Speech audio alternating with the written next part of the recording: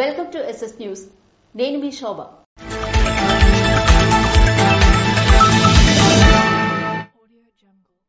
School ఆవరణలో భూ తగాదాల వల్ల ఇబ్బందులు పడుతున్న విద్యార్థులు.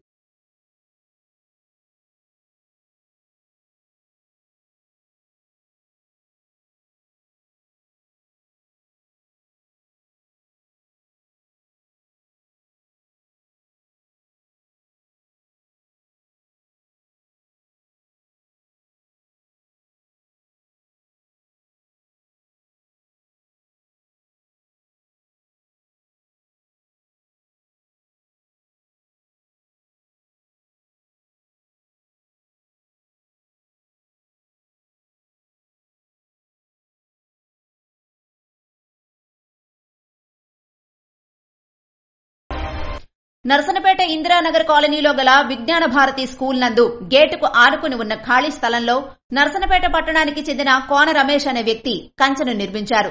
దీనితో స్కూలుకు వెళ్లే విద్యార్థులు, ఉపాధ్యాయులు తీవ్ర ఇబ్బందులు పడుతున్నారు. గతంలో తనకి ఈ భూమి సొంతమని కోర్టు తీర్పిచ్చిందని, అయితే ఆర్థిక పరిస్థితుల వల్ల ఈ స్థలంలో ఇంటిని నిర్మించుకోలేకపోయానని, దీనిని ఆసరాగా చేసుకుని స్కూల్ యాజమాన్యం తన భూమి గుండా వారి స్కూలుకి వెళ్లేందుకు మార్గాన్ని ఏర్పాటు చేసుకుందని పేర్కొన్నారు. ఇప్పటికైనా పెద్దలు, అధికారులు ముందుకు వచ్చి తనకు న్యాయం చేయాల్సిందిగా ఆయన కోరుతున్నారు. నా పేరు కోన రమేష్, SCCL అధికార ప్రతినిధి జిల్లాలోన.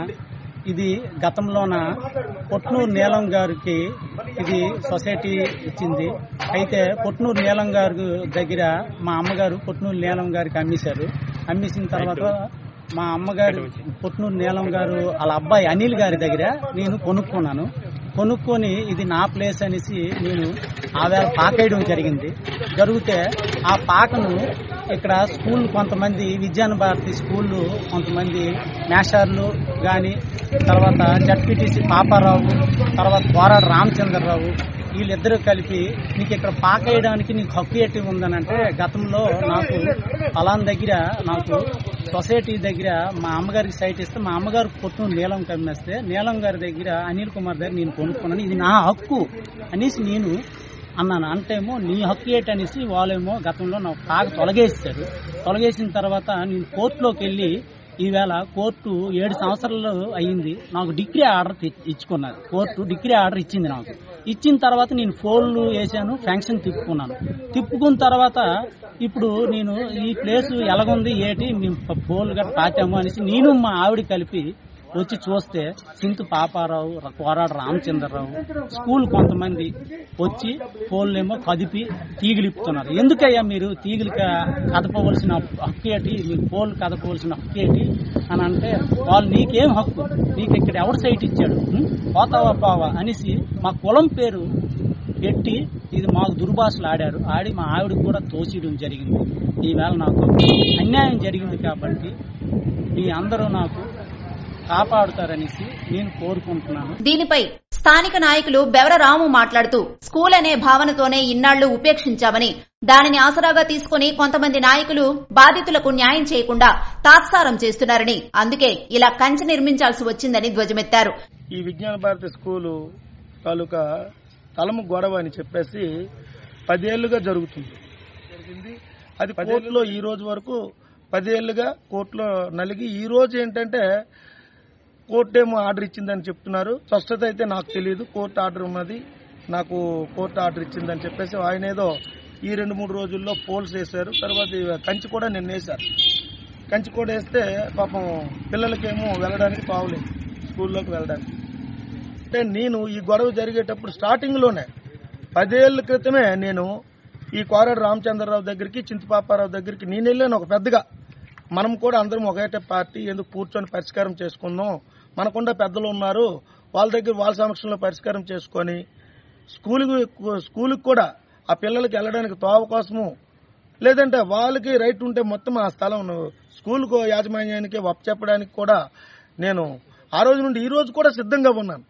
సిట్టింగ్ పెట్టుకుందాము, కూర్చొని మాట్లాడదామని చెప్తే ఈ రామచంద్రరావును, పాపారావు ఎవరు పట్టించుకోలేదు. మాకు సంబంధం లేదు, కూర్చోవలసిన అవసరం లేదని కూడా వాళ్ళు నా దగ్గరే అన్నారు.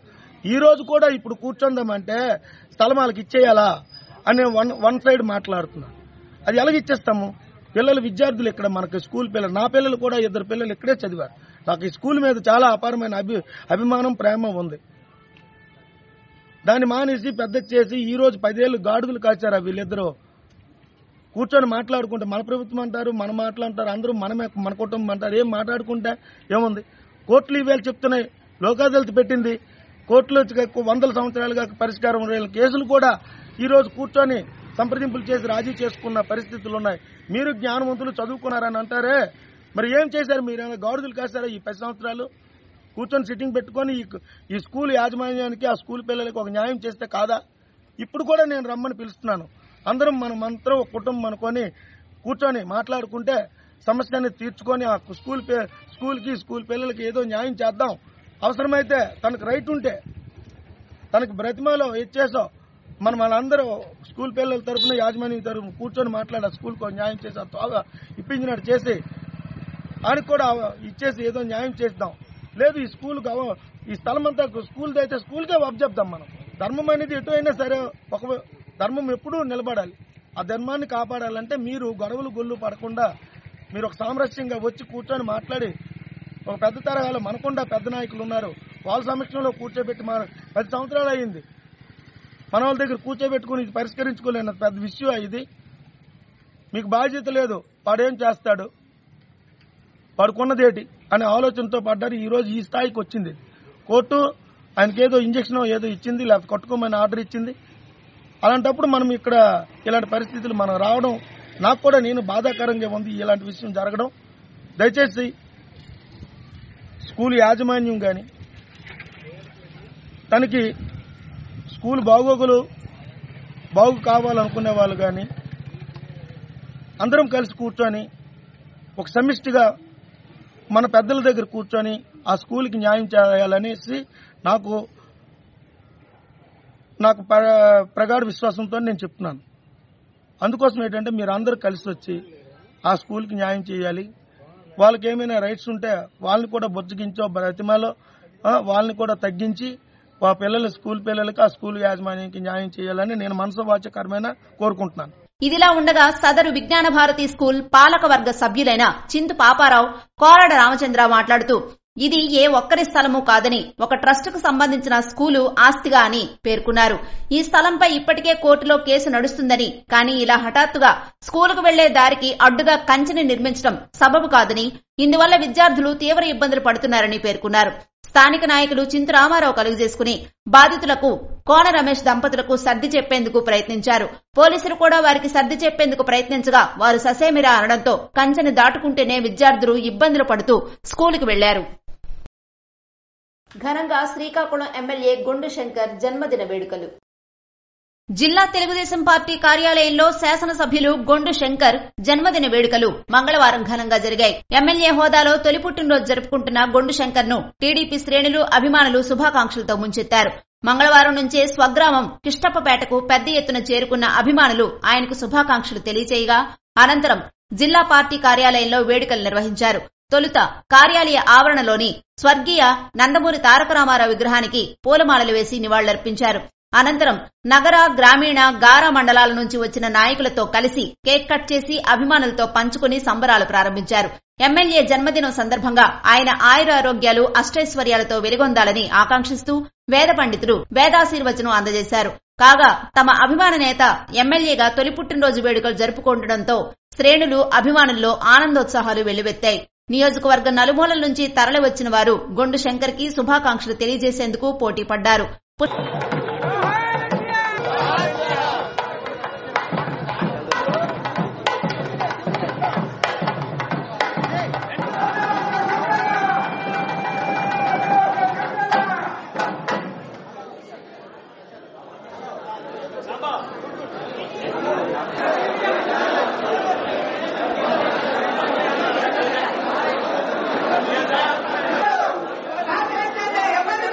పుష్పగుచ్చాలు, పూలదండలతో ముంచెత్తారు. అదేవిధంగా నియోజకవర్గ పరిధిలోని పలువురు అధికారులు, అనధికారులు ఎమ్మెల్యే గొండు శంకర్ ని కలిసి శుభాకాంక్షలు తెలిపారు.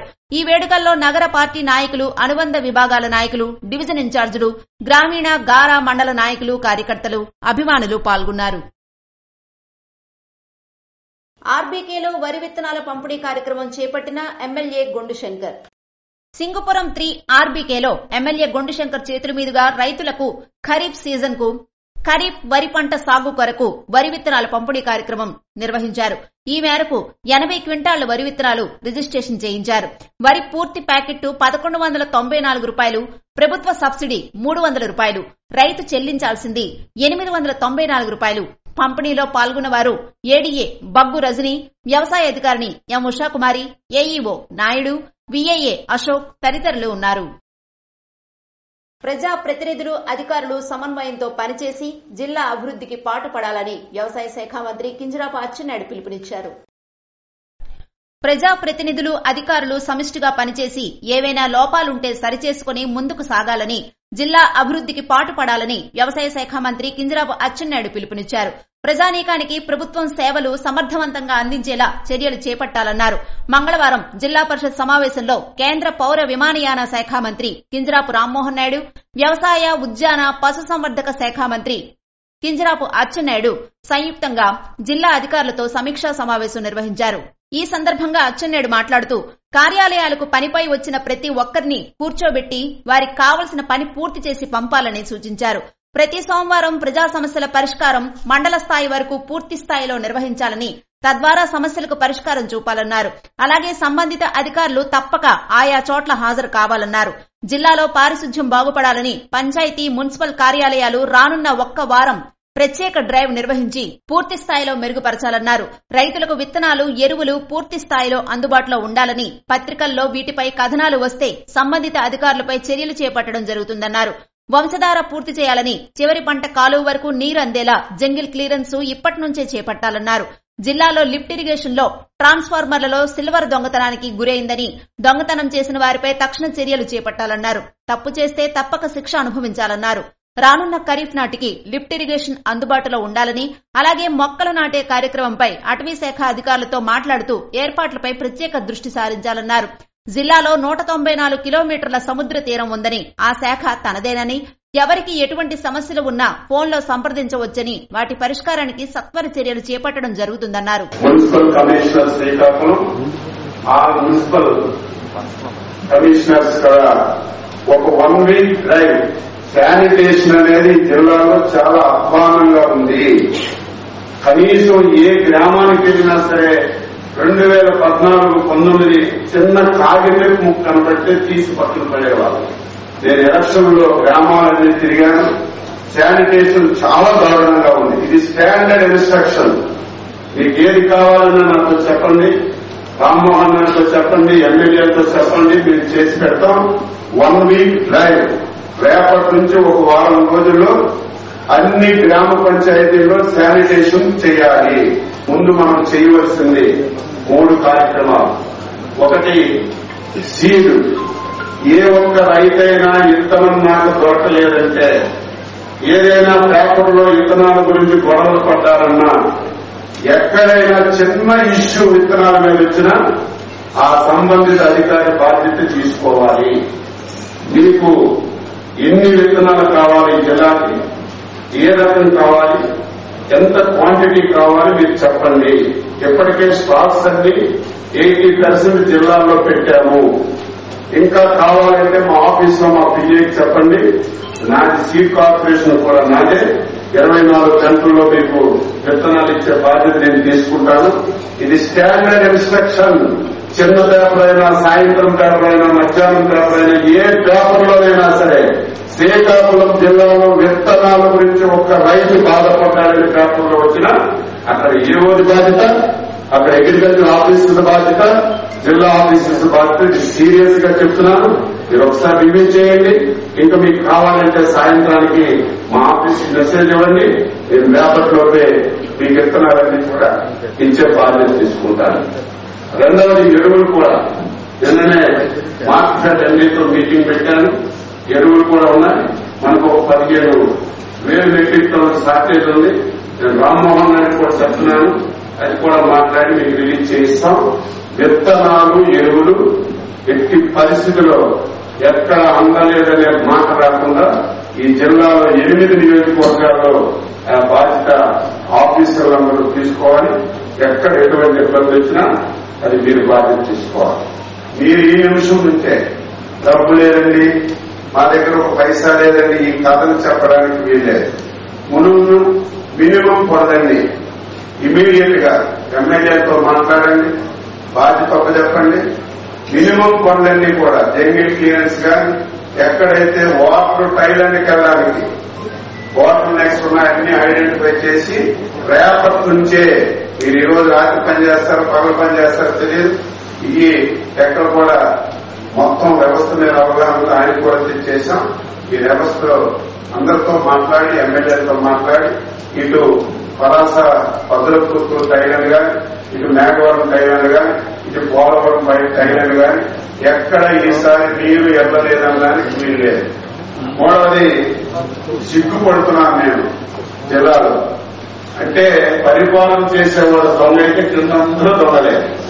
నా చరిత్రలో శ్రీకాకుళం జిల్లా చరిత్రలో ఎప్పుడు ఇటువంటి సంఘటనలు నేను చూడలేదు. శ్రీకాకుళం జిల్లాలో లిఫ్ట్ ఇరిగేషన్స్ ఉన్నాయి. ఎక్కడైతే ఇరిగేషన్ ప్రాజెక్టులు వారు నీరు అందదో అన్ని పెర్మిషన్లు తెచ్చి లిఫ్ట్ ఇరిగేషన్స్ పెట్టాము. ఆ లిఫ్ట్ ఇరిగేషన్ లో ట్రాన్స్ఫార్మర్ దొంగలాడేశారు, ట్రాన్స్ఫార్మర్ లో ఉన్నటువంటి సిల్వర్ వైర్లు దొంగలాడేశారు, ఫీజులు దొంగలాడేశారు. ఎంత దారుణం అంటే చూస్తే బాగా ఆవేదన కలుగుతుంది. ఈ జిల్లాలో అధికార యంత్రాంగం ఉందా, పోలీస్ వ్యవస్థ ఉందా, ఆఫీసులు ఏం చేస్తున్నారు. ట్రాన్స్ఫార్మర్ దొంగలాడేశారు, మొత్తం ట్రాన్స్ఫార్మర్ వైర్లు దొంగలాడేశారు, మొత్తం సర్వనాశనం చేశారు. ఈ రోజు మీకు టైం ఇస్తున్నాను 24 గంటల్లో. ఎక్కడైతే ఈ ట్రాన్స్ఫార్మర్ దొంగలాడారో, ఎవరైతే వైర్లు తీశారో వాళ్ళు పట్టుకుని నిర్బంధించారు. కేంద్ర పౌర విమానయాన శాఖ మంత్రి కింజరాపు రామ్మోహన్ నాయుడు మాట్లాడుతూ ఎన్నికల్లో గెలుపొందిన శాసనసభ్యులకు శుభాకాంక్షలు తెలియజేశారు. ప్రపంచంలో మన దేశంలో ఎన్నికల నిర్వహణపై చాలా గొప్పగా కొనియాడుతారని అన్నారు. అటువంటి ఎన్నికలు నిర్వహించిన యంత్రాంగానికి అభినందనలు తెలిపారు. ముఖ్యమంత్రి చంద్రబాబు నాయుడు ఆదేశాలు తూచా తప్పకుండా పాటించి అభివృద్దికి ముందుకు సాగాలన్నారు. అన్ని శాఖలు సమన్వయంతో కమిట్మెంట్ తో విధులు నిర్వహించాలన్నారు. అభివృద్ది సంక్షేమం కావాలనే లక్ష్యంతో ప్రజలు ఓటు వేసి గెలిపించారని, ఇందుకు ముఖ్యమంత్రి నారా చంద్రబాబు నాయుడు, పవన్ కళ్యాణ్ ప్రత్యేక దృష్టి సారించారని అన్నారు. నేను కేంద్ర మంత్రి అయ్యానంటే నా ఒక్కరిదే పదవి కాదు. శ్రీకాకుళం జిల్లాలో ఉన్నటువంటి ప్రతి ఒక్క ప్రజానికానికి ఆ పదవి అనేది మరొకసారి నేను తెలియజేసుకుంటున్నాను. ఎప్పుడే కానీ ఇలాంటి అవకాశం రాదు. అటువంటిది ఈ రోజు ఎందుకంటే గతంలో కేంద్ర పరంగా కొంత నిరాశ ఉండింది, ముఖ్యంగా మన తెలుగు వాళ్ళకి, ఆంధ్ర వాళ్ళకి.